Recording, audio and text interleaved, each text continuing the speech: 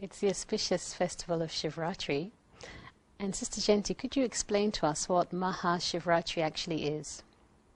When we say Shivratri, then the word Maha signifies greatness, great.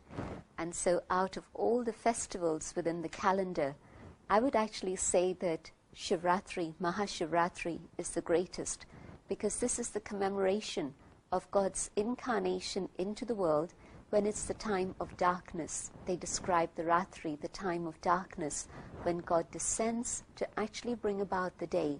It's been said that the darkest hour is before the dawn. And if we look around the world now, we can see that it's that time of great darkness, very much needing the incarnation of God to be able to share light with the world and bring about the dawn, the new day. Sister Genti, you've explained the significance behind this festival, but there are many myths and legends associated with this festival. And so what are the messages that these myths are actually giving? When it's the time of Kali Yuga, the darkest hour, it's at that time that they say that God Shiva incarnates on the earth to bring about the day. And in fact, when they celebrate this, they always have, they choose the time when it's the dark night, a night without the moon, when the moon has reached its point of zero, and it's that darkest period. And it's at that time that the devotees would spend the whole night awake in God's remembrance, chanting, and then the next morning, of course, would be the day, the festival of the birth of Shiva. And through the night there would be tapasya, there would be penance, and they would also be having various offerings that they would be bringing. In particular, they would be offering milk. When they have the image of the Shivaling, they always offer milk to that image. They would offer various leaves, and in particular they would offer leaves that come from the ak plant, and that's not particularly pleasant, and so it's a surprise that that should be the offering to God. But it commemorates the fact that when human souls come to God, then when they come, then they're not very fragrant. They're a little bit thorny, they're a little bit filled with sorrow and much pain, but also filled with the vices.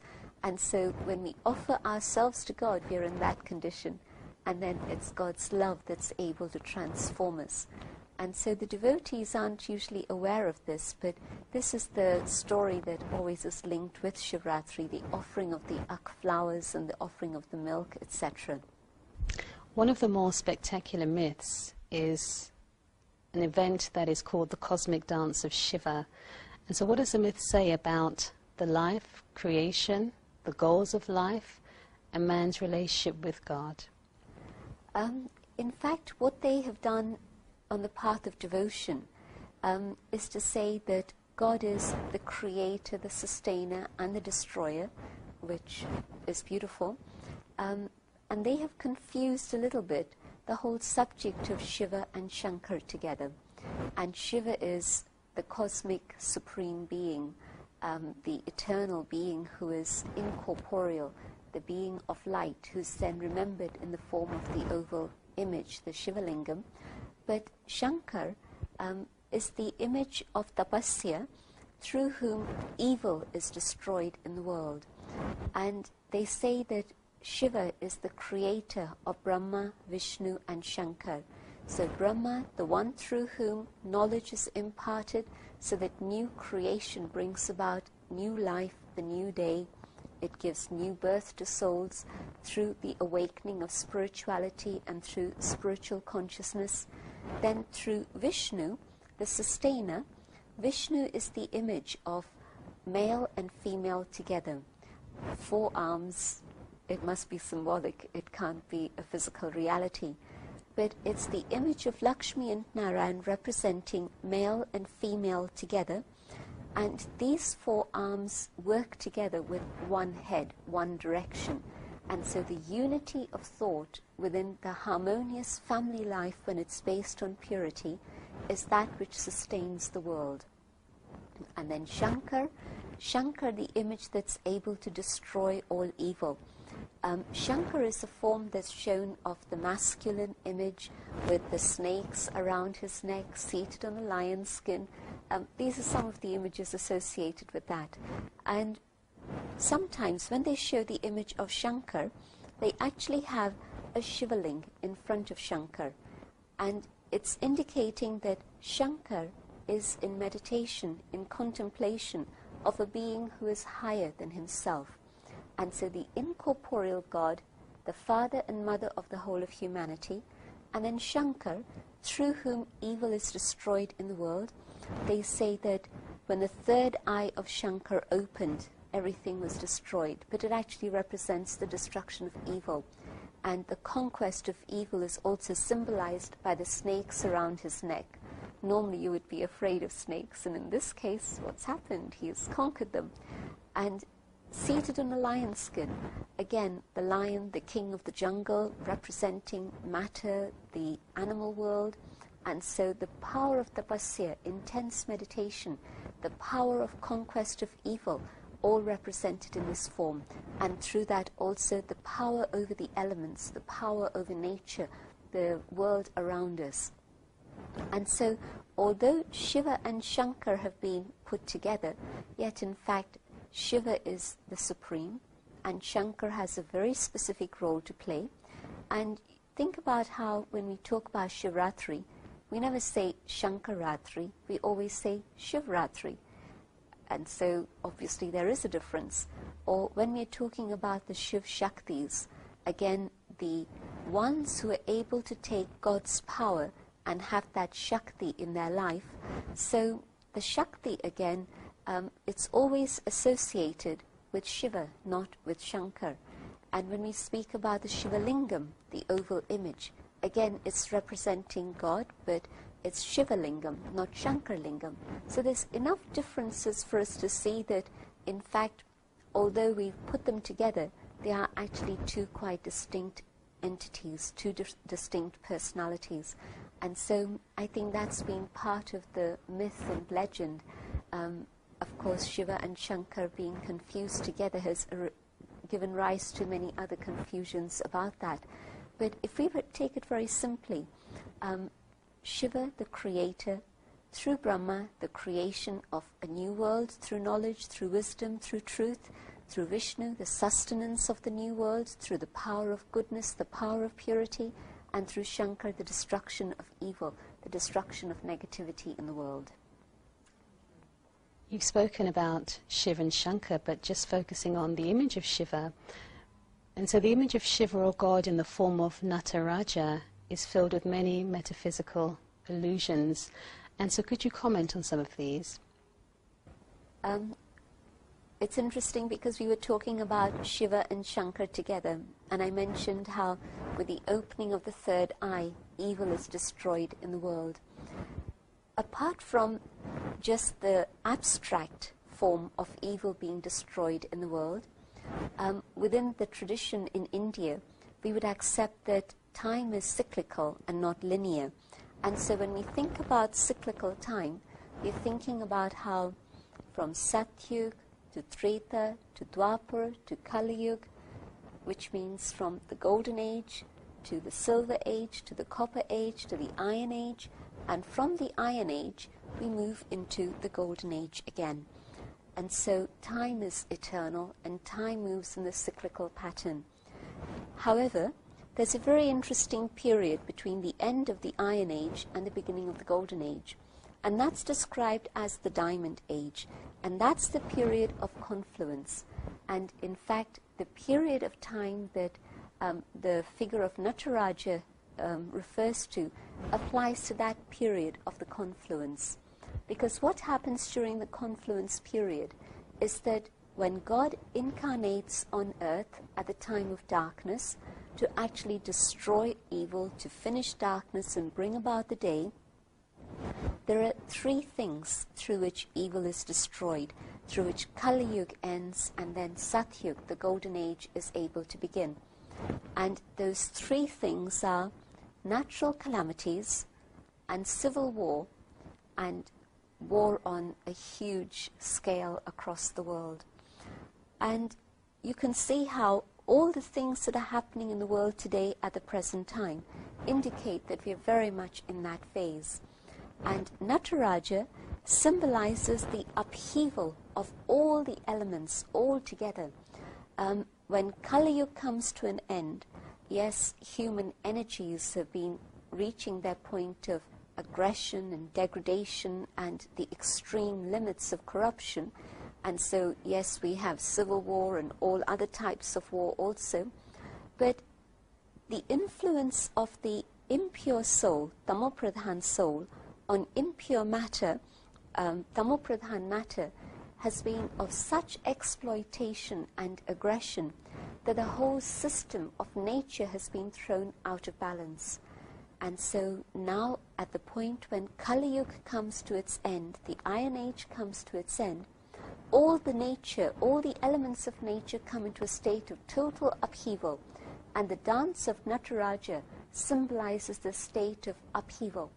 But you see, it's like when you put clothes in a washing machine, what happens is that everything swirls around.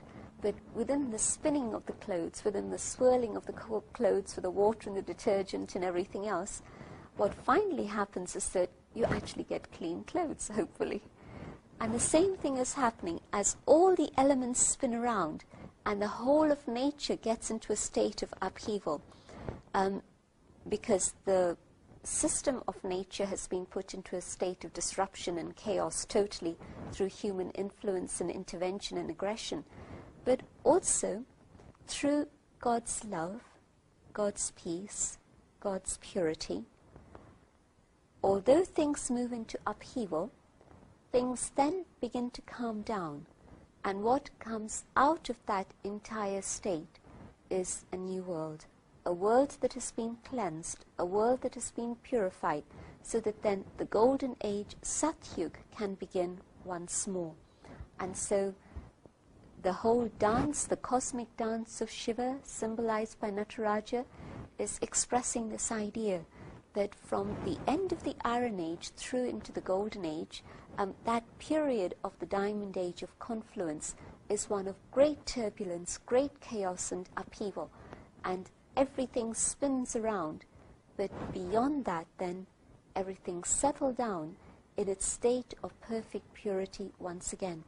Nature returns to a state of order, the human soul has been cleansed and purified, that returns to its state of order and purity, and a world that is new, a world that has been rejuvenated, a world that is pure is ready to begin again. The spiritual significance behind Shia Ratri is quite significant, and yet it's celebrated annually once a year. Could you give some guidance as to how an individual can take this festival in such a way that it can alter their life or the meaning of their life on a permanent basis? In fact, I believe that Mahashivratri isn't a festival just for one day. And definitely its significance is far beyond one day, as you've said. I believe that we're now at this period of confluence, the end of the old, the beginning of the new, the end of one cycle and the starting point of the new cycle. And so in our human life today, Shivratri actually has a very tremendous significance and a very great impact if we were to understand it, and definitely not just for a day, but for the whole period of our lifetime. Because Shivratri is reminding us that now, at this time of darkness, it is time to have the awakening. The devotees would spend the night awake and they would be fasting. And the word fast has a very interesting meaning in Hindi, upvas. It means to come closer. Upvas, to reside closer. And of course, people think that if there's some sort of physical deprivation of food, that's going to make you remember God more. And maybe that's true, or maybe at that time you remember your sandwiches more. I'm not sure what it is. But what is the food for the mind? Upvas. To make sure that I keep a fast, I have a commitment to having only good thoughts, pure thoughts, and nothing else that I feed my mind with. And so this fasting, the inner fasting, is that which is actually going to bring me closer to God and allow me to experience that connection with Him. Because my connection with God totally depends on the quality of my mind, the quality of thinking. And it is said that if there is that awakening for Shia Ratri, then the Bhagat, the devotee, is richly blessed.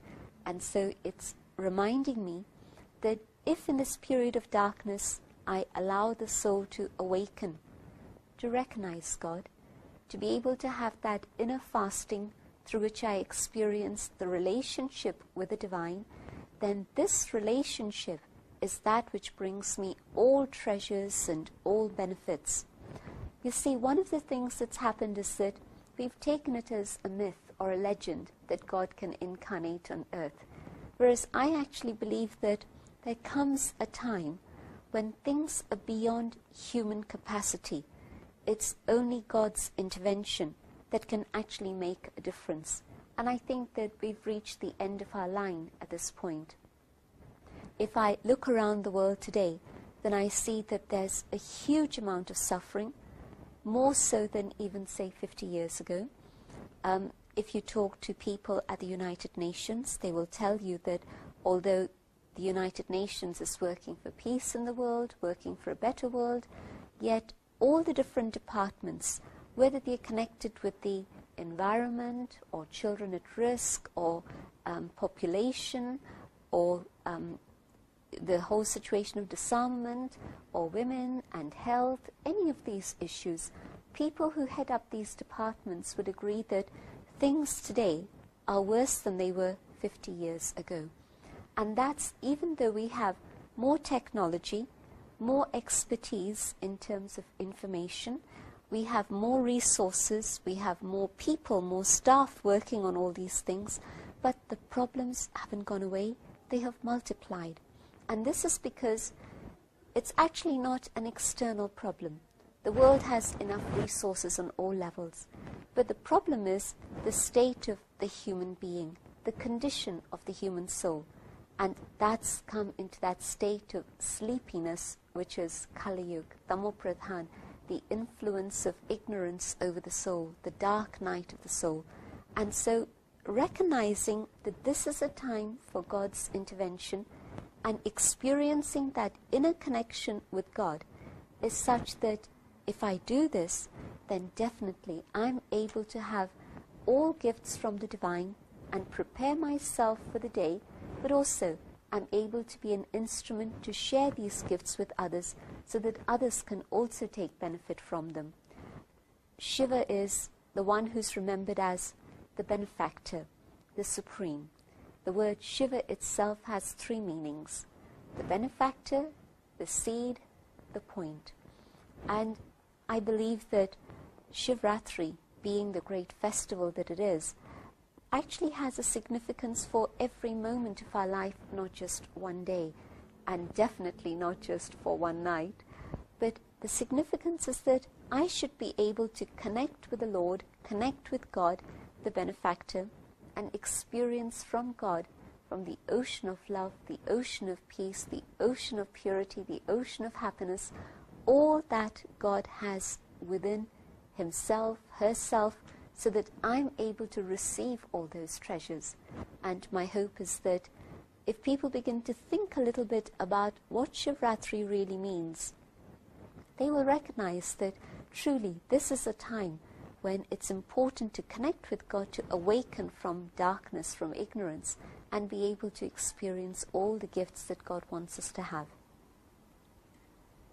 There are many other significant festivals associated around God and God's work, but how does Mahashivratri, this particular festival, fit into the scheme of things when you think about all the other festivals that we have in relation to God?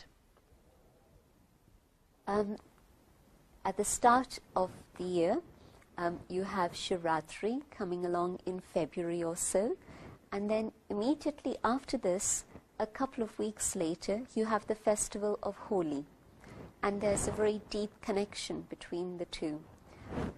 When God comes and incarnates and transforms the human soul from impure to pure, then this is commemorated as Holi, the sprinkling of waters, the colored waters on the soul. It's been said that company is able to color, company is able to influence. And so this is actually what's happening. God's company, through our connection internally with the power of yoga, is that which transforms the soul and changes it to the point where we're able to truly be the ones reflecting God's image. It's been said that we were created in God's image. And as we experience the connection with God, God's company colors us and transforms us so that our life becomes a reflection of the things that are within God himself also. Holi, of course, also is a commemoration of the ending of the reign of terror of the king of evil, Hiranyakashipu, and the power of Prahlad, the young boy who was able to conquer all evil simply through his love for God. And so when God comes on earth, the understanding that God gives us, whether it's an adult, whether it's a child, even an innocent one, but the one who has that innocence and purity of love is Prahlad, the one who recognizes that there is only one God and refuses to accept any other false image. And so the whole story of Hiranyakashipu and Prahlad represents that. And without going into the detail, just to show the connection, that it was through God's coming that Hiranyakashipu was destroyed because of Prahlad's love for God, and then the symbol of Holi, the ending of evil, the burning of evil, but then the transformation of the soul colored by God. And so you can see the connection of that festival with the next. There's also, of course, then the festival that comes soon afterwards, the birth of Rama, Sri Rama, and just preceding the birth of Sri Rama, we have the 9 nights of the festival of Navratri, the worship of the Devis, the goddesses, the memorial of the Shiv Shaktis. And so I'm seeing how if we start with the seed being God, Shiva, then you can see how all the different activities are commemorated, because there's a story of the ending of evil with Prahlad and Holi. Then you have the 9 nights of the worship of the Devis. Shiv Shakti, both words go together usually. And so from Shiva, the benefactor, the Shakti, the energy, the power that human beings, especially women, are able to attain, again is commemorated that it's at the time of darkness, the Ratri, the Navratri, the time of darkness, that evil is finished through the power of God's representatives, in a sense. The sisters, the mothers were able to take God's power, and with that power are able to conquer their own evil and finish evil in the world, so that then the kingdom of Rama, the kingdom of God, can come on earth. And then later on in the year, you have the festival of Raksha Bandhan, and connected with Raksha Bandhan is the festival of Sri Krishna, the birth of Sri Krishna. Because when God comes on earth, one of the things that God has to do is to remind us of our own original state of purity. So the festival of Raksha Bandhan, the bondage that brings protection, the bondages are commitment to God, to follow the path of purity. And the protection that God offers us then is a protection from suffering, from evil, to be able to go beyond all negativity and all external influences that cause pain. And so my commitment to God for purity brings me God's protection and blessings. And if I experience this and observe this, I'm ready to be able to enter into Sri Krishna's kingdom, the kingdom of heaven. So Janmashtami comes after that. Again, a bit later, you see how there's a festival of the Sera and the festival of Diwali. The Sera, the burning of evil, the conquest of Ravan through the power of yoga, and again, the Sera, it's the 10th night. And so 9 nights preceding that has been the worship of the goddesses, the Shiv Shaktis, the Navratri Puja. And after the burning of evil, the burning of the devil Ravan, then you have Diwali, the festival of lights, a time when light comes into the world, and it's a time of celebration when it's also said to have been Lakshmi and Narayan's kingdom, the start of Ram Raj on earth. So I'm seeing that many of these festivals come two by two by two, but they all remind us of this fact that there's a time of evil, but with God's help we're able to overcome evil, we're able to conquer evil, and when evil has been conquered, then what follows on after that is then a period of heaven, a period of paradise, call it Ram Raj, call it Sri Krishna's kingdom, but the reminder that then it's a period of goodness on earth, a time of the kingdom of God on earth once more. I believe that we are at this very moment able to experience how God helps us conquer evil and prepares us for the next phase of the world. I don't think it's just optimistic to think that Satyug, the age of truth, the golden age, is just ahead. I think that if we were to look at all the different signals of what's going on, it truly is the end of Kali Yuga, the end of the Iron Age, and it's time to prepare for the golden age, the new world. Sister Jayanti, you've given us a huge insight, not just into Maha Shivratri, but you've also talked about Raksha Bandhan, you've spoken about Janmashtami and all the other festivals. But is there a specific message that you can give to the viewers today in relation to this festival, Shivratri, a message that can leave an imprint on their life? I'd say, let there be the relationship with Shiv Baba. I use the word Baba, Father, the beloved Father, rather than God. God feels very far away. For Shiva, the benefactor, and Baba, my parent. So I would say that the most important thing is to make that link with Shiv Baba through the awareness of my own spiritual identity of the soul. And if I connect with that being of light, the Supreme, Shiv Baba, then each day I will experience God's protection, God's friendship, God's love, God's support, God's guidance, God's blessings in my life. And this would be my hope, that every human being is able to have the experience of this.